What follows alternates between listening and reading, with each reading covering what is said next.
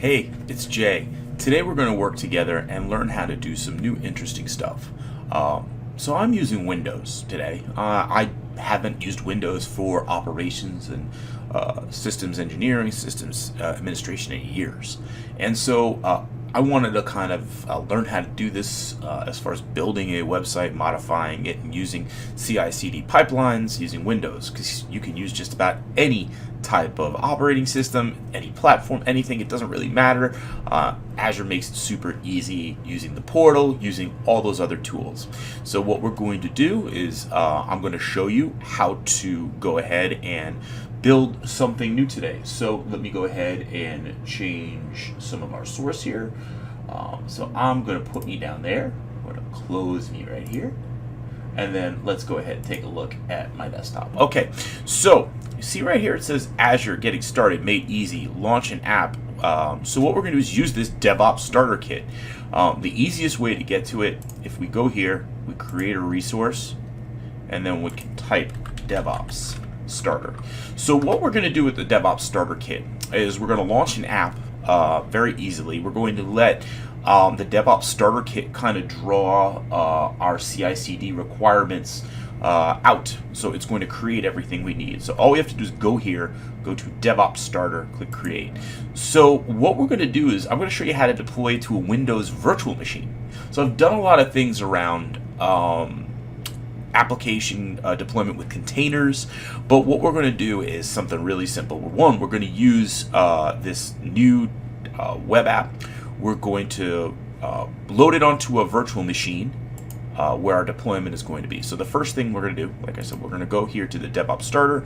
I'm going to pick .NET, and then we're going to deploy it to a virtual machine, because you may have a need to deploy an application like a .NET app to a virtual machine, and you want to create CI/CD pipelines so that deployment can happen. So what we'll do here is go to Next.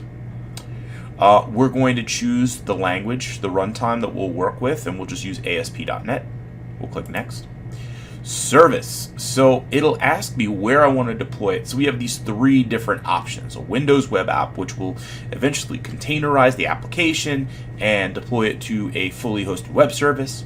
A function app, a serverless type application, so we could run, say, an API or some sort of job on demand. And then there's a virtual machine, which is a full computer. So what we're going to do is, let's say we have an older app and we need a full computer. So we're going to do virtual machine. I'll click Next. And so now we're going to give the opportunity to create an Azure DevOps organization. So let's do this. I'm going to go to additional settings first, and I'm going to create a new Azure DevOps organization. I need to do this under mine, so we don't want to use one of these existing organizations. We want to create a new one. So we'll go here to Yes, and then we'll just name it ASP.NET Starter. Okay, simple. We'll pick where it's going to be started. Here we'll just use Central US, a VM. We'll give it a resource group. That's a group for our resources and where we're going to keep it. So we'll just call it ASP.NET RG VM. Just something simple. We can choose the username that we want to log in with. We can choose our operating system here. I'm going to use 2016 Data Center. We can choose application insights for metrics and other information, where that'll be stored. That's really important for GDPR. If you don't want to have data stored in the US and it's a European region requiring GDPR regulations, you'll want to make sure you take care of that decision first. So we'll click OK. And so now we actually have to give things names. So we're going to give this a name, and we'll call it VM.NET. Okay, so that's going to be what it actually names our project in Azure DevOps under this ASP.NET Starter organization. The subscription, that's how we're going to bill it to my subscription. The name of the virtual machine we're going to create, the location. Here's the size, so we can go right here. We can change the size of the VM. We'll use this default one, the D2S V3. We've got lots of different choices, but we're going to use this one for right now. So next, we're going to click Done. So let's talk about what's going to happen. So we are going to have created for us. We don't have to do any of the YAML. You don't have to sit and write pipelines. We don't have to even, as you see, log in Azure DevOps. What we've done is allow our tool within Azure to create a full CI/CD pipeline within the DevOps Starter Kit. So let's look at the deployment and we'll talk about what's going on. But always remember that if you want to replicate this deployment, you can use Azure Resource Manager templates. You can save this template, you can modify it. As you can see, we've got all of our information within here as far as the resources are concerned. We have our parameters. That's in a JSON file with our schema. Okay, looks like our DevOps starter project is done, so we can go to the resource. So let me explain what this is going to do. This isn't where the VM is. This is a resource group that's going to give you just like an outline of how everything is configured.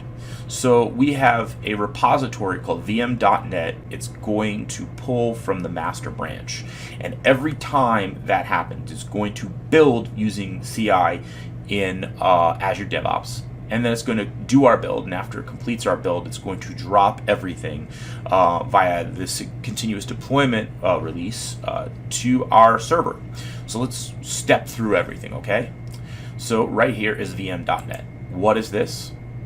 This is the repository where our code is held.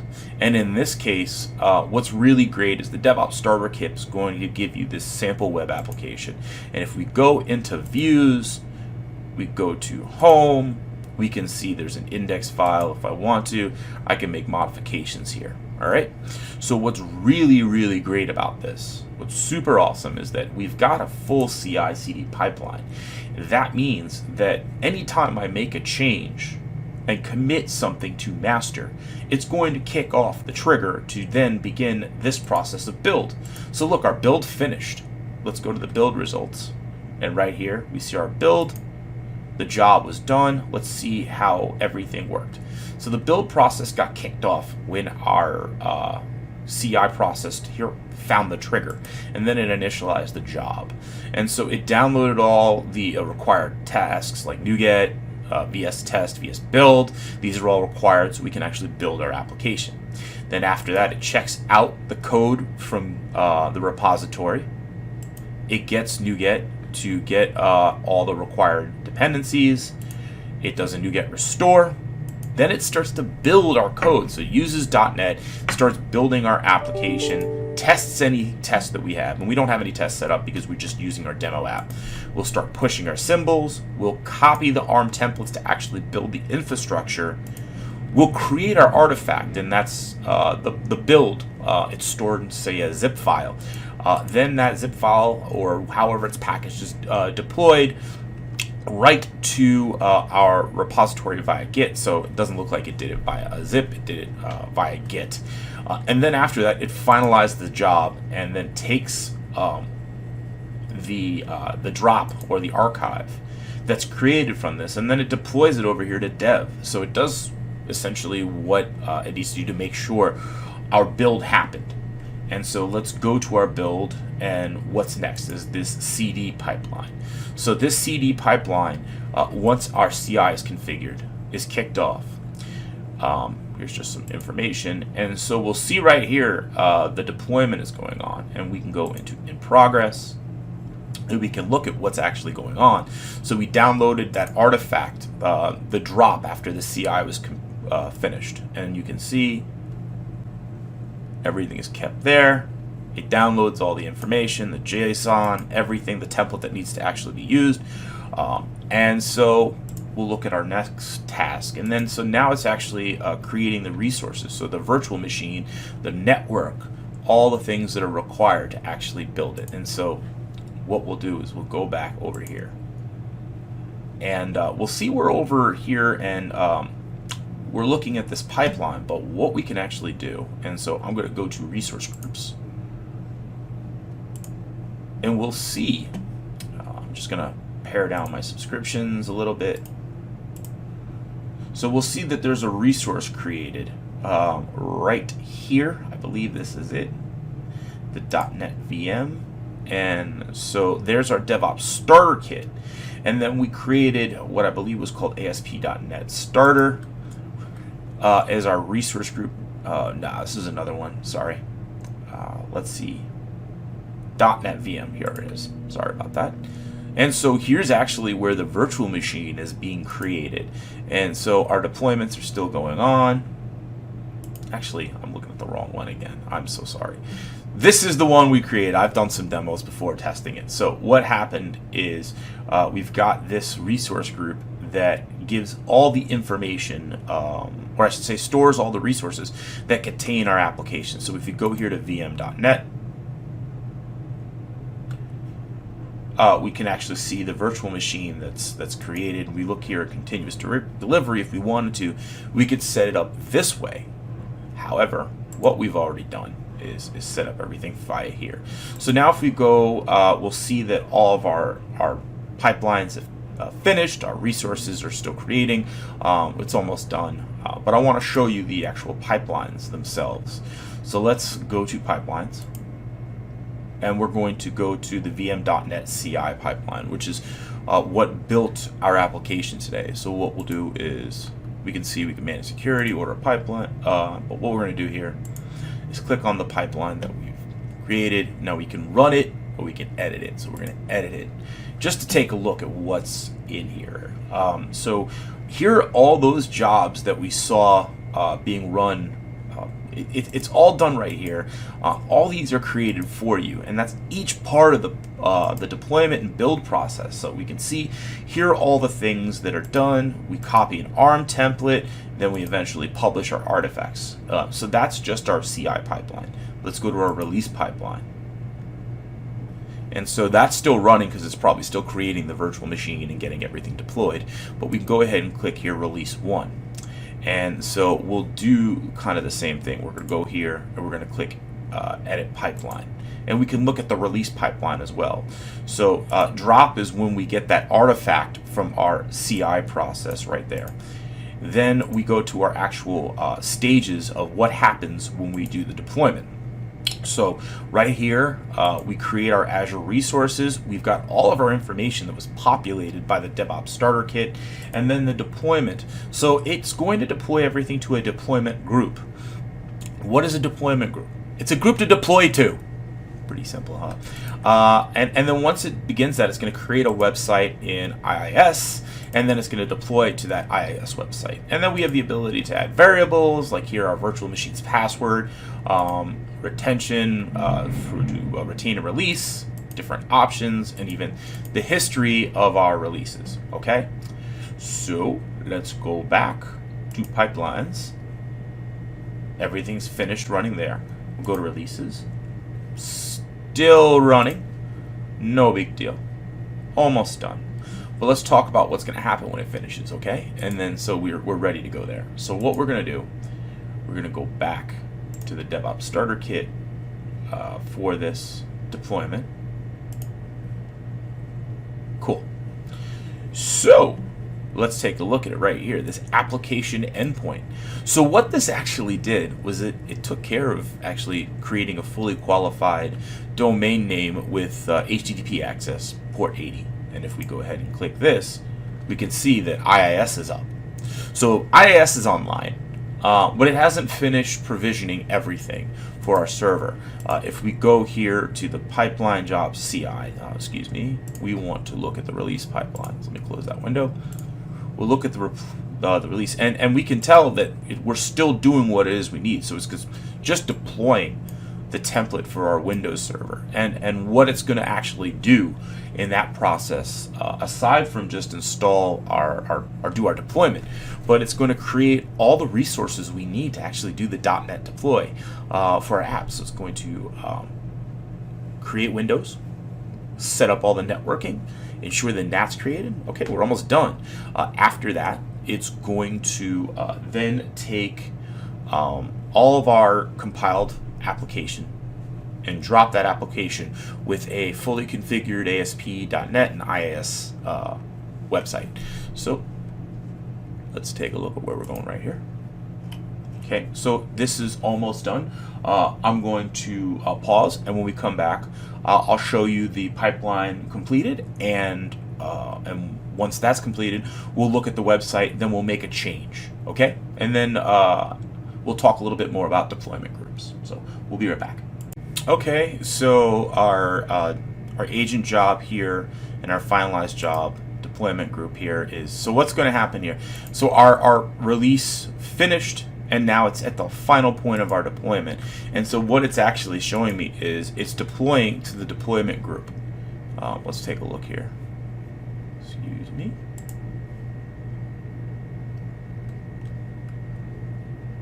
Okay, so what's going on now is it's going to our deployment group. A deployment group is actually the servers, the physical servers that we're going to deploy to. And so now it's grabbing the artifact drop, the place our code is stored after it's been built. And now it's creating the website. It's deploying the application to IIS. Cool. And then once this is finished, it'll finalize the job and tell us it's completed. So now remember, we went here, and if I refresh this, we should get our demo site. Let's just double check. Could just take a second to load. While that's doing that, let's take a look at what the deployment group looks like. So if we go here to the deployment group, what we can see is our actual server that we've deployed to with an agent installed. And so what we could do is click this, and we see the actual nodes we've deployed to. We can add tags. We can see that our deploy is finished. Let me see if I need to refresh again. Deploy might still be going on. Let's also double check. So let's go here, just open this again. The other thing that we can do, there it is. So it's finished. There it is. So this is our finished website. Like I said, here it is from here before. It triggered this whole release, and then it was able to do the release to the deployment group. If we wanted to, and this is a really great thing we can do, we can go and we can create additional deployment groups. We can add more servers to this deployment group. What you can do is go here to the project settings. You can create an agent pool, add additional agents. One of the things that's really useful is we can use a Azure Virtual Machine scale set. I think you might have seen me do some videos on it before, but you can set up then an auto-scaling scale set of servers. Take this scale set of servers, go ahead and add it to a deploy group, and then you can go ahead and build, delete everything. So we're going to make a change. So let's look at our home page right here. Everything's set up, great. Learn more. Now, I could go ahead and upload my own application. I don't have one to do right now, so let's just show you really quickly making a change. So I'm here in the repository. I could clone this in Git, but I'm going to do it right here in the browser. What I'm going to do is just Azure DevOps project has been successfully set up. I'm going to add comma. Oops. Great work, J. Okay, commit. So now we've committed it. We're going to commit right to master. You normally would want to create your own individual branch and then go through your regular pull request process. But anyway, we've committed this. And so what is that going to do? Well, let's go back to the DevOps Starter Kit. And if I just refresh this, we can see that my new updated build triggered my new updated change triggered a new build. So now what we're going to see in here is it's going to go through this build process. So it's going to restart everything. The only thing that it won't need to do is recreate our OS, our VM, configure all that again. That's already built. So all it really needs to do is go through the process of building everything, publishing everything, deploying everything. And then what we'll see is our change has been made. So it's going through the whole build process. And once it's finished, our change will be done. So I'm going to let this finish the build process. And then when it's done, I'll show you our change and then we'll wrap up. Sound good? Okay, so we finished our build, and now we're here in our release pipeline, and you can see we are at the deployment. We can see the template validation has been completed. It's going to make sure that if we need new Azure resources, they're created, and then eventually it will add our change right here. And so we can see our diff of the changes we made. We can see that it created a new release, and that release was finalized, and now it's going to finally deploy to our build, or I should say our deployment group. And if we take a look here, we've got release 2. It will finalize our deployment. So when this is done, it should just say succeeded. We'll see it says 1 in process. There it is. It's finished. So this should be all done. So now we're going to go back to the virtual machine and just refresh. Take a second like it did before. And then because it's just got to restart the IIS site. And if we were doing this, say, with a scale set, we would have a bunch of nodes, and see right here, our website is updated with our CI/CD changes. So that's really it. I am going to make myself big now. Ooh, well, actually, I like this. So you can only set thumbs up or down for a song playing on your custom stations. Thank you, Alexa. I gotta turn that off next time. Anyhow, there's plenty to learn. There's so much more to do. Let me make myself a little bigger. Woohoo! There we are. So there's so much more to learn and do. If you like to, check out the links below, and let me know what you think. I think that this is a great way for people who want to take that DevOps trip to get a handle of it. It's really just a point and click to really get started using CI/CD. So let me know if you've got any questions, and I'll see you next time. Thanks for watching.